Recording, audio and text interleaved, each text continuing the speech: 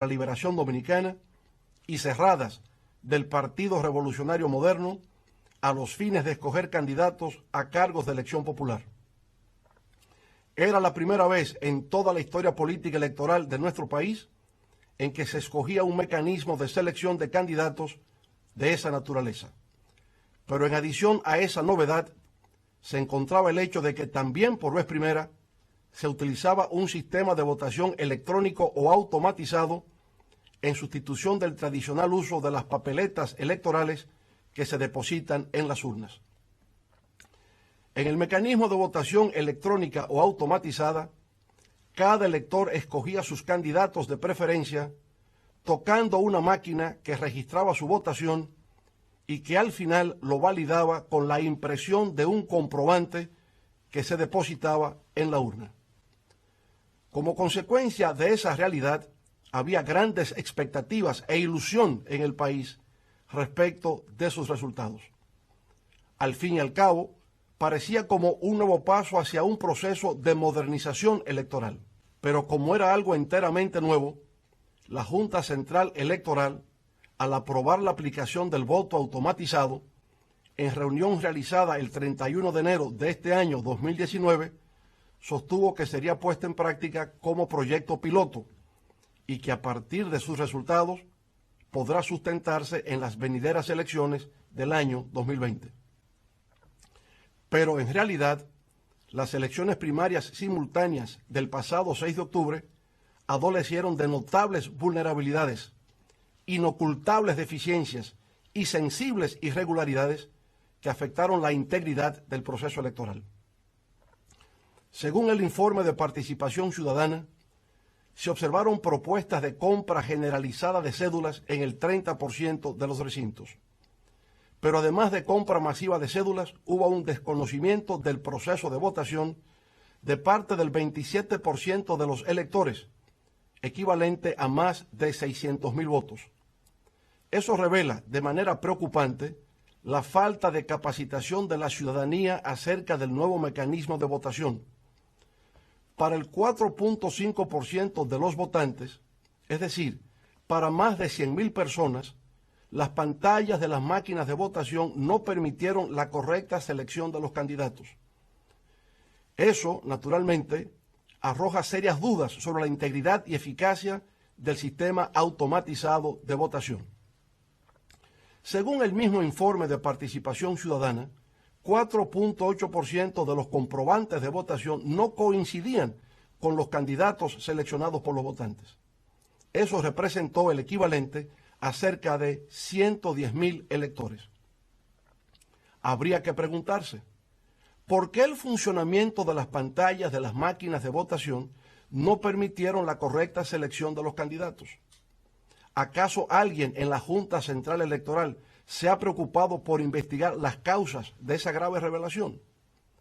Hasta donde conocemos, no ha habido información alguna por parte del órgano electoral de que haya esclarecido tan sombría situación. Pero, por otro lado, ¿por qué no coincidían los comprobantes de votación con los candidatos seleccionados por los votantes? ¿Acaso no hubo ahí una manipulación en el sistema de votación? Si fue así, lo ha investigado la Junta Central Electoral. Si lo ha investigado, ¿por qué no lo informa? Y si no lo ha investigado, ¿por qué no lo ha hecho? En todo caso, de las cifras previamente señaladas, estamos hablando del 36% de los votantes, o lo que es igual a más de 800,000 electores.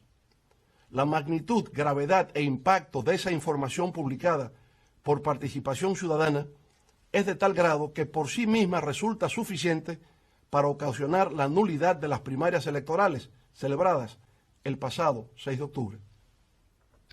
Pero además, hubo ejemplos de mesas donde las horas de transmisión de resultados fueron distintas dependiendo de los candidatos. Anomalías en flujo y comportamiento en transmisión de data a partir de las 4 de la tarde y transmisiones manipuladas de las cuales haremos referencia más adelante. Pero a pesar de la dimensión de esas causas de nulidad, el hecho no termina ahí, solo el 52% de las mesas de votación cerró a la hora prevista, es decir, a las 4 de la tarde. En las restantes se continuó votando hasta altas horas de la noche. La Junta Central Electoral, sin embargo, de manera irregular, dio a conocer al mismo tiempo los resultados de las mesas que ya habían cerrado, situación que no ocurre en ningún lugar del mundo. Pero hay un hecho que ha llamado poderosamente la atención de los analistas. Al concluir oficialmente el proceso de votación y cerrarse solo una parte de las mesas, a las 4 de la tarde, e iniciarse la transmisión de resultados, los dos principales precandidatos presidenciales del Partido de la Liberación Dominicana mantuvieron una competencia bastante cerrada. Una hora después, a las 5 de la tarde, con cerca de 1 millón de votos de los 1.800.000 que fueron sufragados, nuestra candidatura tomó la ventaja y la mantuvo durante hora y media hasta las 6:30 de la tarde. A esa hora ya habían votado 1.600.000 electores, equivalente al 90% de los votos computados. Faltaban, por consiguiente, solo 200.000 electores por ejercer su derecho al sufragio.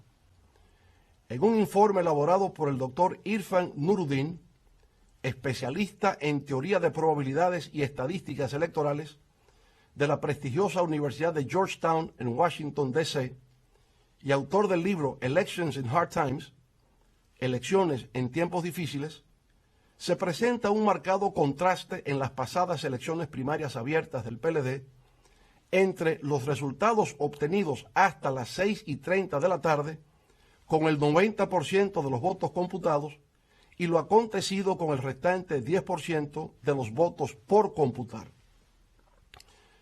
Según el análisis del profesor Nuruddin, es como si dos elecciones separadas habrían tenido lugar. Una competencia electoral cerrada, con nuestra candidatura ganando con el 90% de los votos computados, y una ventaja por parte de nuestro competidor en el último tramo del 10% de los votos. De acuerdo con la investigación del profesor de la Universidad de Georgetown, esta fue una elección cerrada en la cual la mayoría de mesas electorales reflejaron un resultado cercano al 50% para cada uno de los candidatos. Sin embargo, el estudio revela que el precandidato opositor recibió más del 65% de los votos de manera predominante en mesas electorales que cerraron después de las 6:30 de la tarde, 2 horas y media después de haberse concluido oficialmente el proceso de votación. Esas ventajas en esas mesas, que el analista califica como de dominantes, las cuales cerraron a las 6:30 de la tarde, fueron las que otorgaron el improbable cambio de tendencia que permitió el resultado final. De igual manera, en el informe se hace la observación de que hubo una concentración geográfica en una serie de provincias del sur, donde los recintos electorales cerraron tarde. Entre esas provincias se encuentran las de Pedernales, Independencia, San Juan, Bauruco, Azua, Barahona y Elías Piña. El informe en cuestión concluye indicando que el cambio brusco de tendencia operado fue inusual, levantando serias dudas sobre la posibilidad de que ese cambio de tendencia ocurriese de manera natural. Desde el punto de vista científico, ese tipo de variación de tendencias, con el 90% de los votos computados, resulta altamente cuestionable.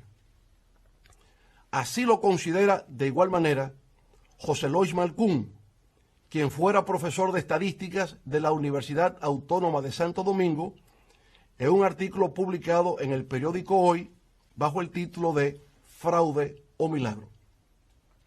Ese artículo empieza diciendo que, citamos, lo que pasó después de haberse computado el 85% de las mesas electorales fue un fraude o un milagro.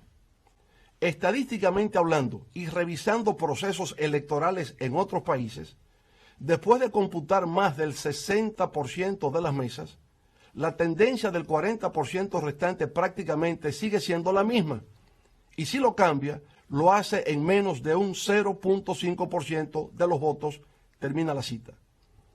El profesor Malkoun continúa diciendo, abro comillas, pero ¿qué resultados vimos faltando apenas el 15% de las mesas por computar?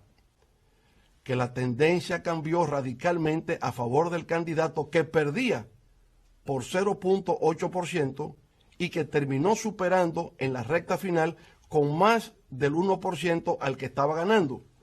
O sea, una variación de casi 2% en solo un 15% de las mesas restantes, terminan las comillas.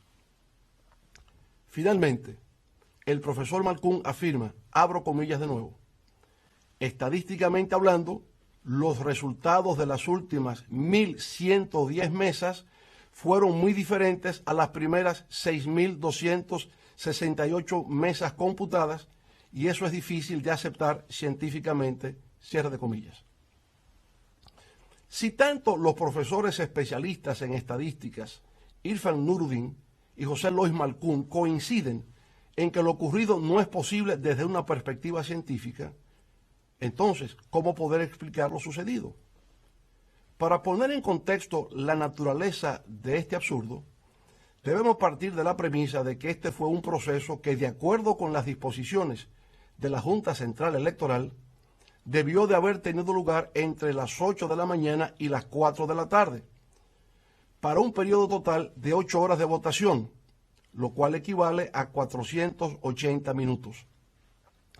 En consecuencia, para que una mesa de votación generase 400 votos, debió producirse el escenario en el cual dicha mesa se mantuviese de manera permanente y sin pausa alguna, emitiendo un voto por cada minuto durante las 8 horas completas del proceso electoral. ¿Es eso humanamente posible? Creemos que no. Pero esa situación, de todas maneras, se presentó en 175 mesas, en las cuales se produjeron 99.353 votos. De esa cantidad, 56.554, que representan un 56.92%, fueron a favor de nuestro contrincante y solo 40.267 votos, equivalentes a un 40.52%, a favor de nuestra precandidatura. A pesar, insisto, de la imposibilidad humana de lo que estamos hablando, eso incluso resultó hasta poco, pues hubo casos extremos en que se presentaron por lo menos 20 mesas de votación en lugares distantes de la región sur, en las que se emitieron hasta 835 votos. Es el caso, por ejemplo, de la mesa 6142 en Jaquimelles, Barahona, con 835 votos, para lo cual se requeriría de 13 horas y 55 minutos de votación continua sin descanso alguno, partiendo de la idea de que cada ciudadano no podría excederse más de un minuto en realizar todos los pasos del proceso de votación.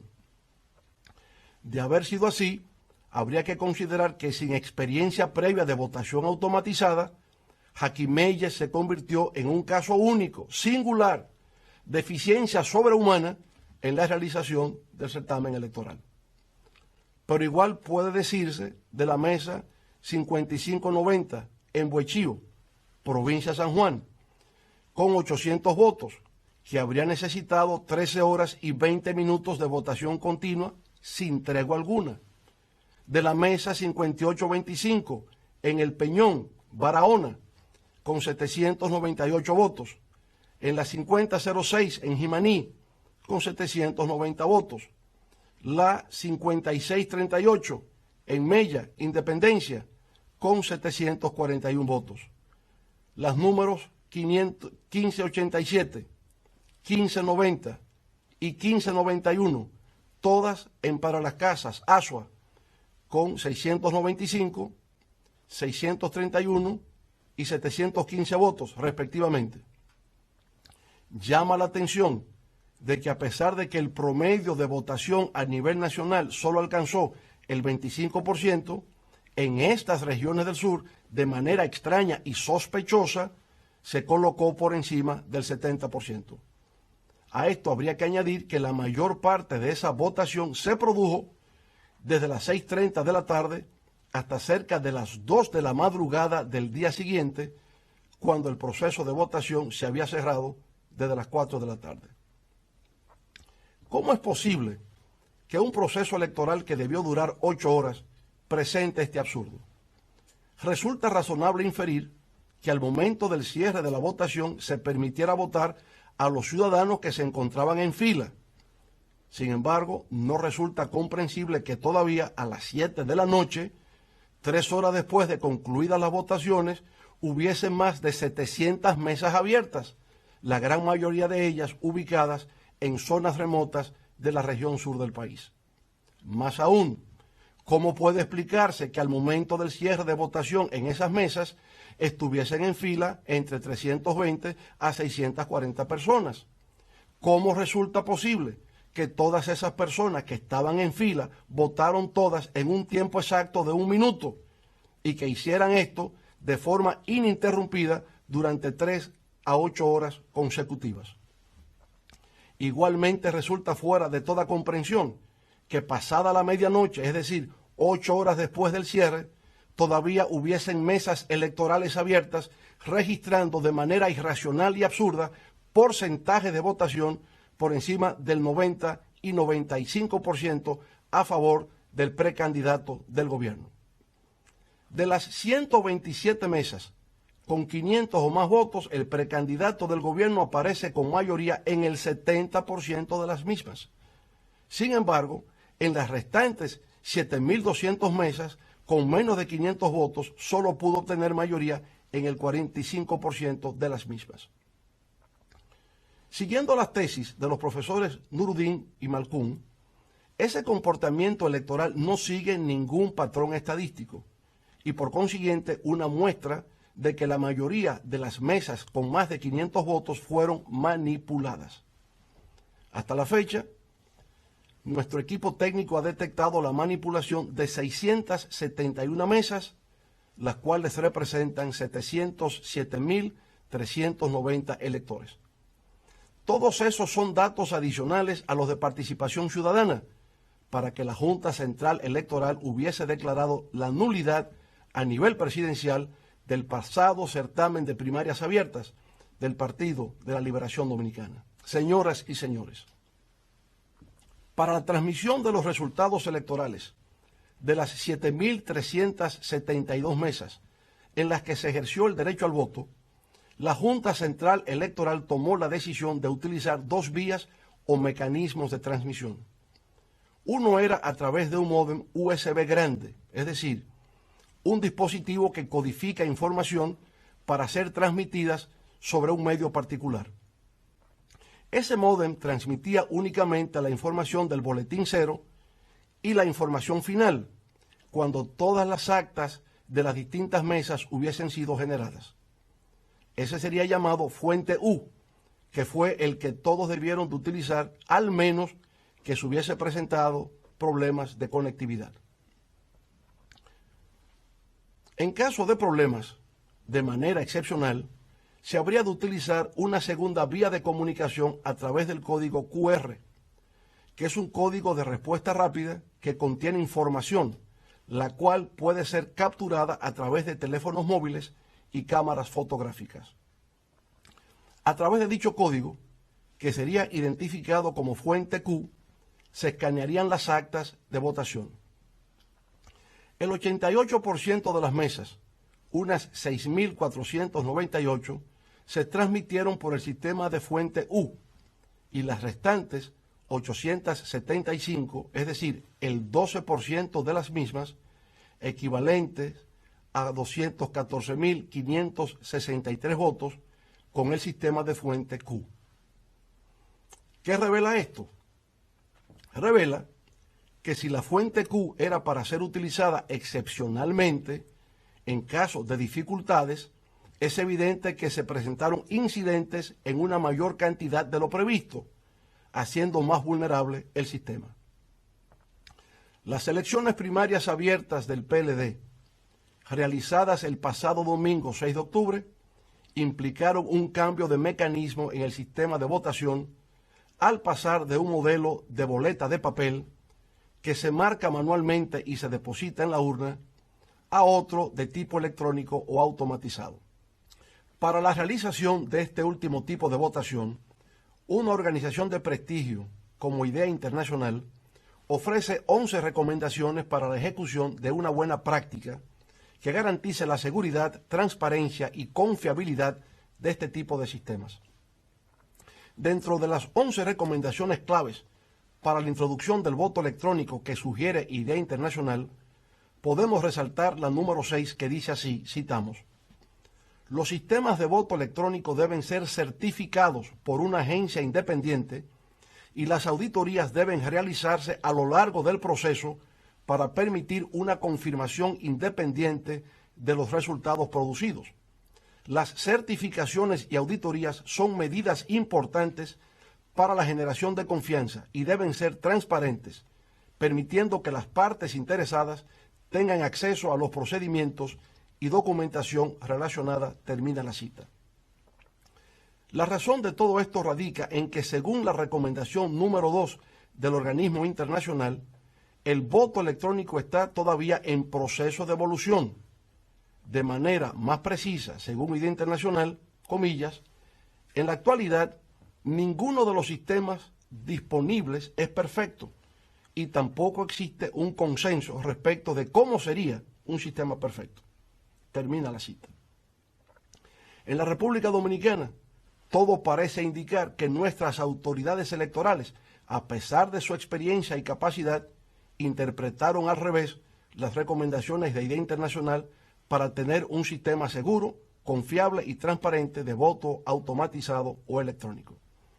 Esto así, en razón de que para realizar la puesta en ejecución del nuevo mecanismo electoral de voto automatizado, era imprescindible que los magistrados integrantes de la Junta Central Electoral tomaran en consideración un conjunto de medidas orientadas a garantizar la seguridad y transparencia de dicho mecanismo electoral.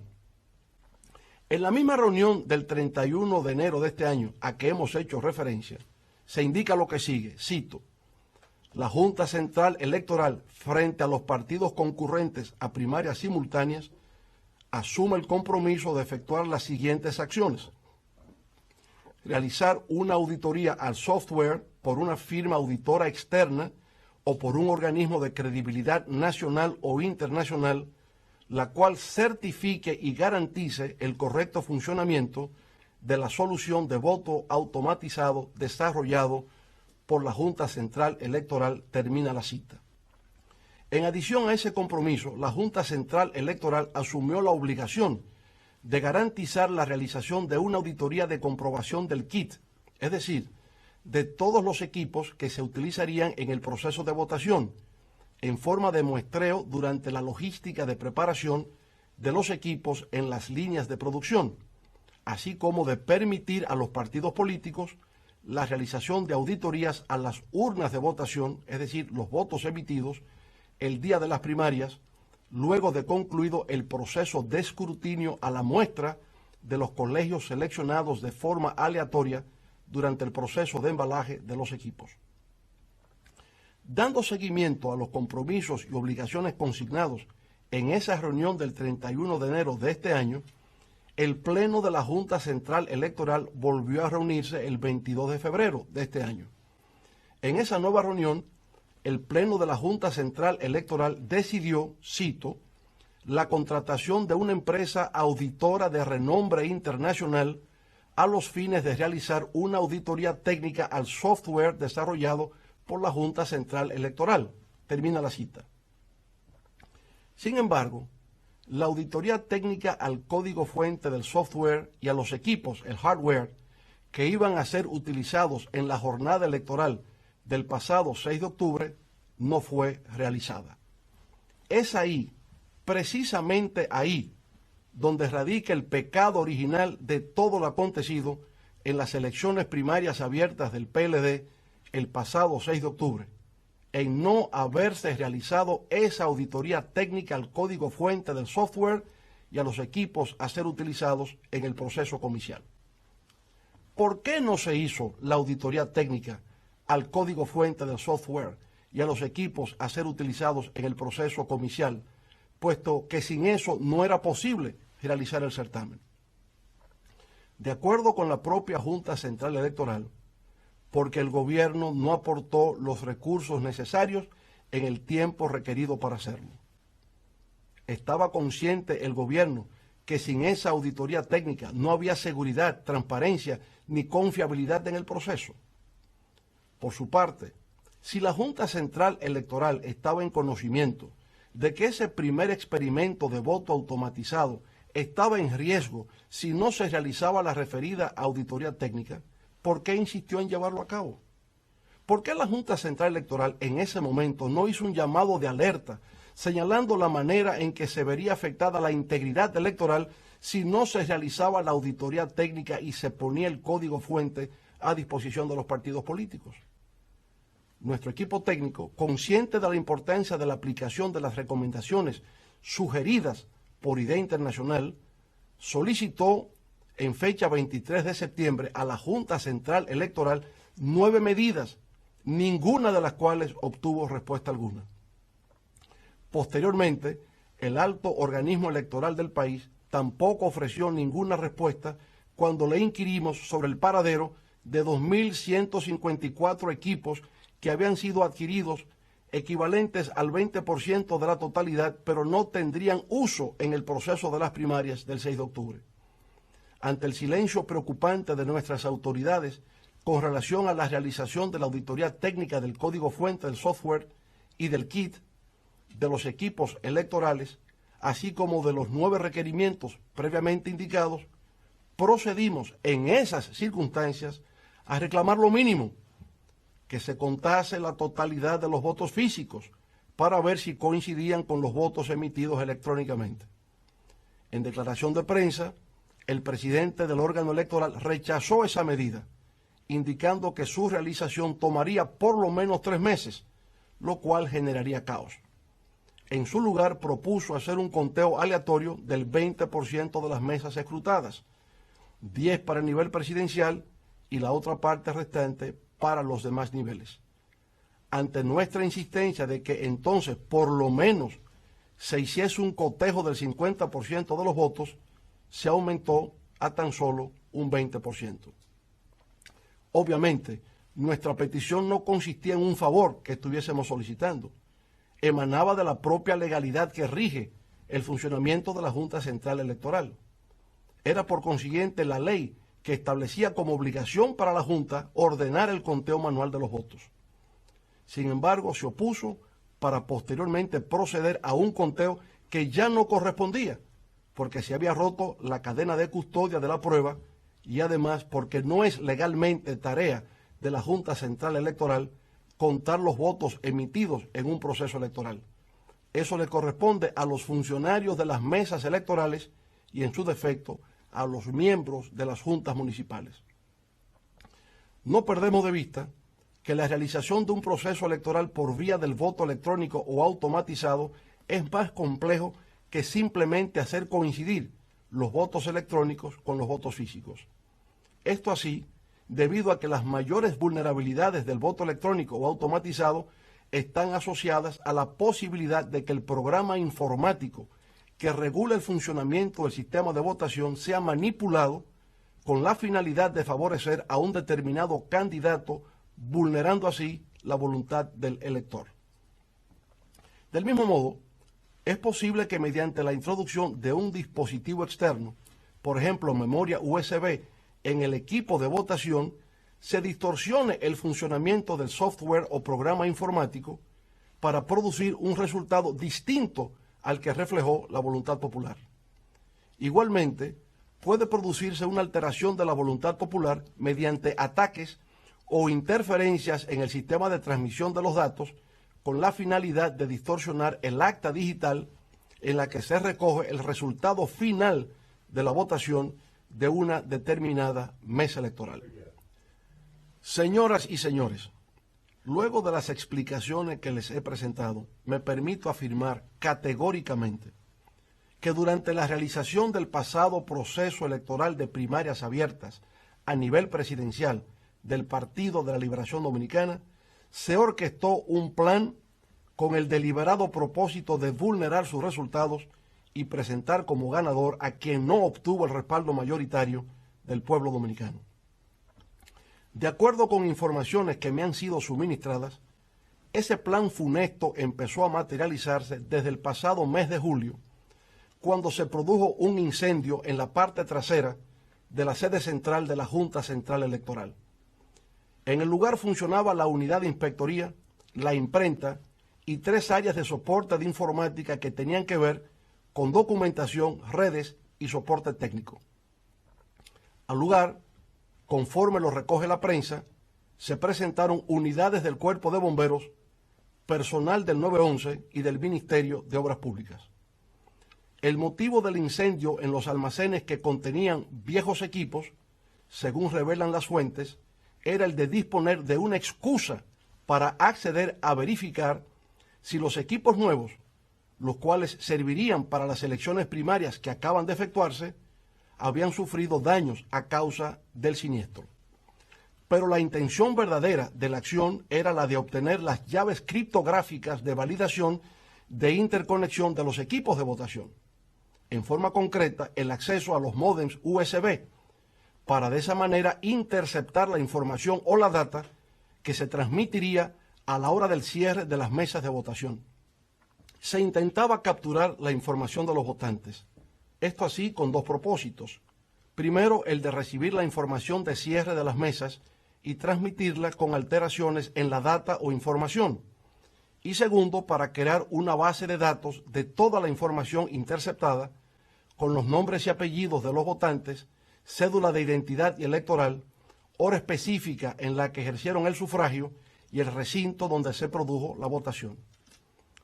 Si bien el primer objetivo del plan era el de provocar la alteración de resultados, como hemos dicho, el segundo implicaba la vulneración de las urnas, en caso de que se produjese un conteo manual de los votos emitidos por las máquinas de votación.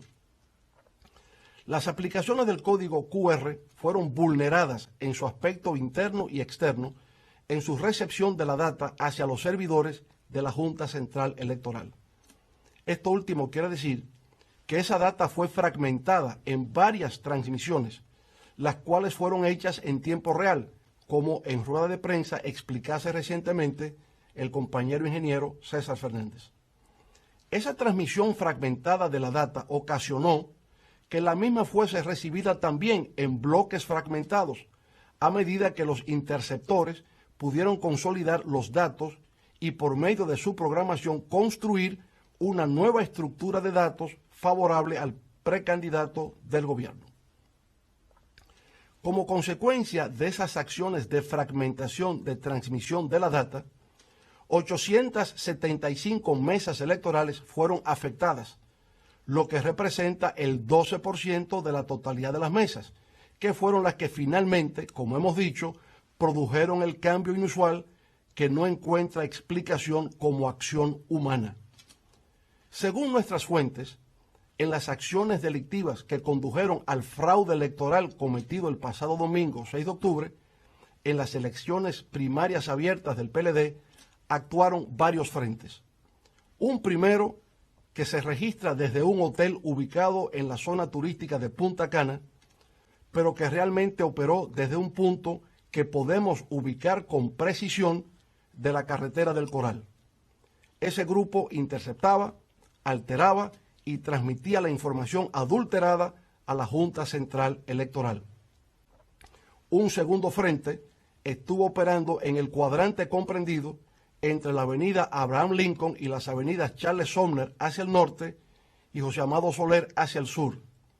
Desde ese perímetro se registró durante el día del pasado domingo 6 de octubre un desacostumbrado y sospechoso volumen de transmisión de data dirigido hacia los servidores de la Junta Central Electoral. El tercer frente funcionó desde una villa de Casa de Campo en La Romana, bajo la dirección de un reconocido hacker de nacionalidad india, autor de varios manuales sobre cómo realizar esas prácticas delictivas. Conocemos con precisión el lugar exacto desde donde se perpetró este hecho y la identidad precisa de este siniestro personaje, así como de sus socios en la República Dominicana, y estamos dispuestos a revelar sus nombres a quienes vayan a realizar la auditoría técnico-forense con acompañamiento de los Estados Unidos, la Unión Europea y la Organización de Estados Americanos, OEA, a los fines de que sean investigados, establecer sus responsabilidades y conducirlos a la justicia. A pesar de nosotros haber solicitado al Tribunal Superior Electoral una suspensión del conteo de los votos hasta tanto la Junta Central Electoral lleve a cabo la auditoría técnico-forense que por escrito le hemos solicitado, el órgano electoral procedió, sin embargo, al cómputo final de los votos y a la proclamación del precandidato del gobierno como ganador de los comicios abiertos del pasado 6 de octubre. Eso, a nuestro juicio, constituye un error. Esa acción ha creado la impresión de que se quería poner fin rápidamente a todo cuestionamiento de lo que aconteció en el proceso electoral del pasado domingo 6 de octubre. Pero ha sido un error, además, por haberse realizado sin que previamente se haya conocido de la auditoría técnico-forense que hemos solicitado. Ha pasado una semana desde que ese crimen ocurrió. Cada día que transcurre representa una oportunidad para continuar borrando las huellas de ese hecho delictivo. Nuestra lucha no es por una candidatura presidencial. Nuestra lucha es por devolverle dignidad a la política. Es por el fortalecimiento de nuestras instituciones. Es por la consolidación del Estado de Derecho. Es por el respeto a la Constitución. Nuestra lucha es, sobre todo, por la supervivencia de la democracia en la República Dominicana. Convoco para mañana lunes, 14 de octubre, a todos los hombres y mujeres patriotas que así lo deseen, a acudir a una manifestación pacífica ante la Junta Central Electoral para exigir que se investigue a plenitud e inmediatamente este crimen bochornoso que ha enlutado a la República y ha indignado a la inmensa mayoría del pueblo dominicano. Será en el transcurso de los próximos días cuando haré referencia a la situación que actualmente concierne al Partido de la Liberación Dominicana. Muchas gracias. Buenas noches.